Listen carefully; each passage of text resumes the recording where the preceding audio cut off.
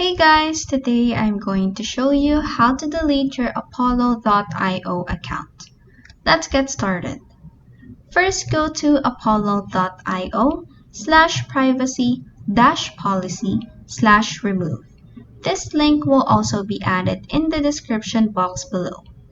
In this tab, enter in the email you used to make your Apollo account in this field. Then click on Get Verification Information down here. After that, go to your Gmail and look for the email Apollo has sent you. Click on this highlighted underlined phrase right here to proceed with verification to delete your Apollo account. After that, just follow the prompts apollo.io has for you. And that is how you can easily delete your apollo.io account. If this video helped you, please like and subscribe for more helpful tutorials.